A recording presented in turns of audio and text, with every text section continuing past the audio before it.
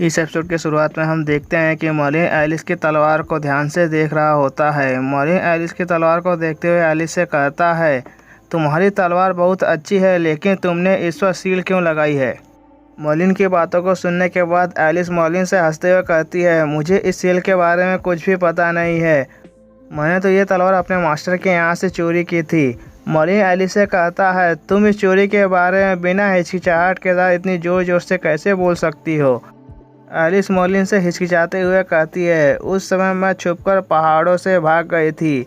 मैं अपने मास्टर के यहाँ से भाग रही थी। मुझे लगा था कि वहाँ से भागने के बाद सब कुछ अच्छा होगा, पर मुझे सपनों और असलियत के बीच में कितना अंतर होता है वो एक ही फाइट में समझ में आ गया। इसीलिए मैं अपने टीचर को ये पता लगने नहीं दे सकती कि मैं अभी क्या कर रही हूँ। मर्लिन एलिस से कहता है, इसीलिए मैं कहता हूँ कि तुम इस राज्य की सबसे बड़ी बेवकूफ़ हो।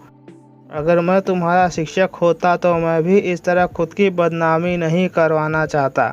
एलिस मर्लिन से कहती है, तुम्हें क्या लगता है कि इसका कारण कौन है? मर्लिन कहता है, चलो बहुत देर हो गई है, आज की ट्रेनिंग यहीं पर ख़त्म होती है, बाकी की ट्रेनिंग कल से करेंगे।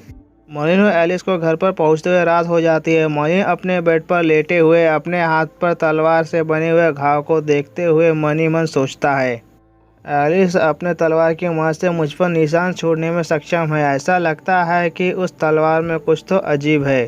यह निश्चित रूप से कोई आम हथियार नहीं है। क्या वो वॉशपोर्ट एलिस मेरे जान के लिए खतरा हो सकती है?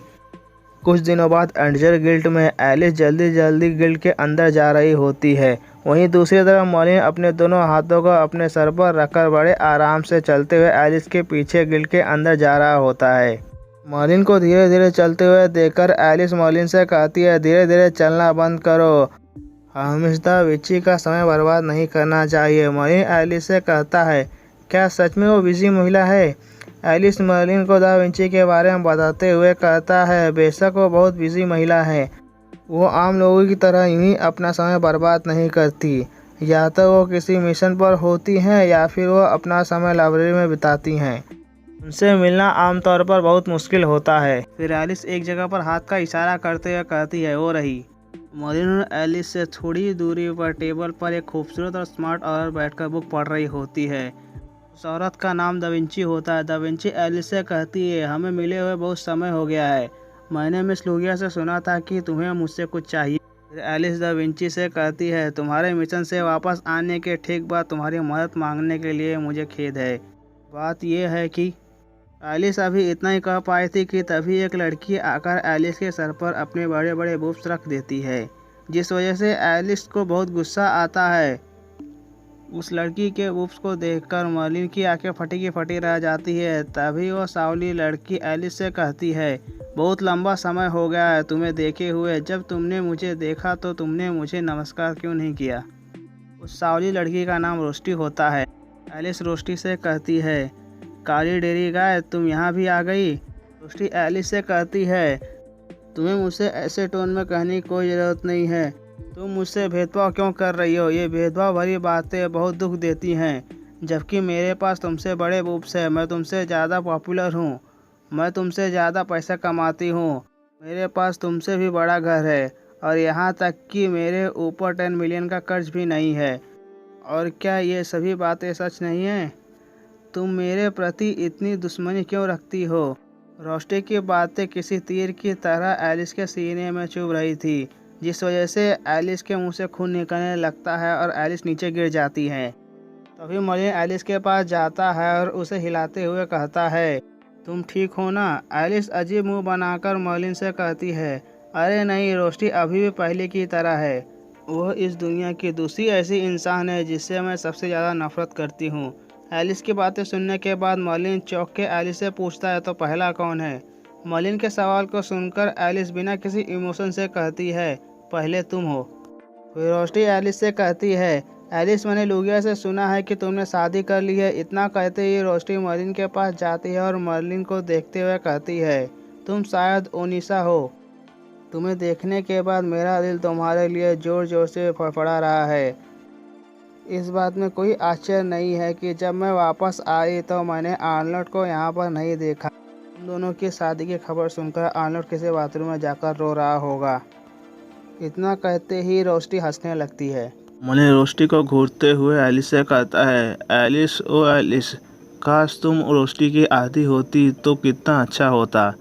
तभी एलिस मॉलिन और रोस्टी के बीच में आते हुए रोस्टी से कहती है, हम शादीशुदा हैं। हम सिर्फ एक नॉर्मल शादीशुदा जोड़ा हैं। मॉलिन बिना किसी इमोशन के साथ एलिस से कहता है, हम शादीशुदा नहीं हैं। मॉलिन के बातों को सुनने के बाद रोस्टी हंसने लगती है। रोस्टी एलिस पर बिना ध्यान दिए मॉलिन के पास जाती है और मॉलिन का हाथ पकड़कर अपने सीने के बीच में रखकर मॉलिन को सीड्यूस करने लगती है। और मॉलिन को रिझाते हुए रोस्टी मॉलिन से कहती है, क्योंकि तुम दोनों शादीशुदा नहीं हो तो मैं तुम्हें अपने साथ ले जा सकती हूँ। मैं वास्तव में तुम जैसे सुंदर लड़कों को बहुत पसंद करती हूँ। ओनिसन, क्या मेरे बुब्स इस वॉटस्पॉट से बेहतर नहीं हैं? बड़े बुब्स हमेशा अच्छे होते हैं। रोस्टी के बुब्स मॉलिन को असहज कर रहे होते हैं और वहीं दूसरी तरफ रोस्टी की बातों को सुनने के बाद एलिस को ऐसा लगता है कि उसके सर पर बिजली गिर रही हो। एलिस रोस्टी को मॉलिन से दूर करते हुए रोस्टी से चिल्लाकर कहती है, काली डेरी गाय, मॉलिन को परेशान करना बंद करो। क्या तुम्हारे अंदर शर्म नाम की चीज़ नहीं है? मॉलिन सिर्फ मेरा है। जैसे ही मॉलिन एलिस की बातों को सुनता है वैसे ही वो हैरानी के मारे एलिस को देखने लगता है और रोस्टी भी एलिस को देखकर हंसने लगती है। जैसे ही एलिस को समझ में आता है कि अभी उसने क्या बोला है वैसे ही वो शर्माने लगती है।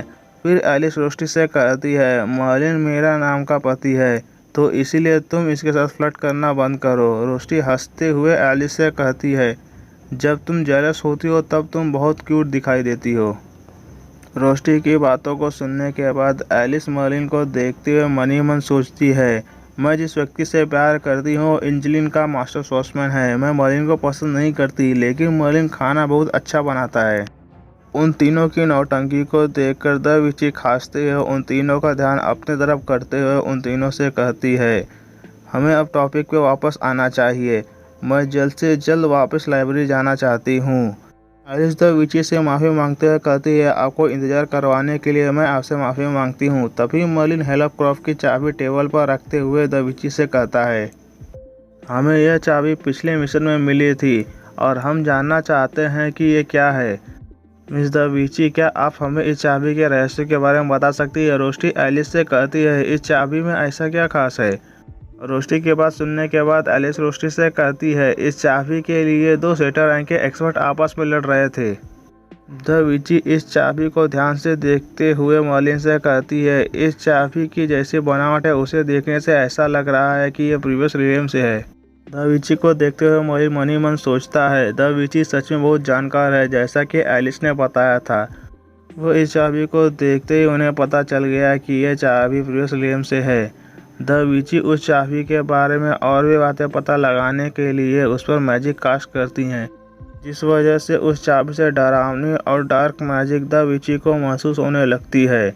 उस डार्क ऑरा की वजह से द विची घबरा जाती हैं, जिस वजह से उनके हाथ से वो चाबी गिर जाती है। इसके बाद ये एपिसोड यहीं पर ख़त्म हो जाता है। अगर आपको हमारा वीडियो पसंद आया तो हमारे वीडियो को लाइक कीजिए और हमारे चैनल को सब्सक्राइब कीजिए। अगर ये वीडियो आप फेसबुक पे देख रहे हो तो हमारे फेसबुक पेज को भी लाइक कीजिए। Thank you for watching.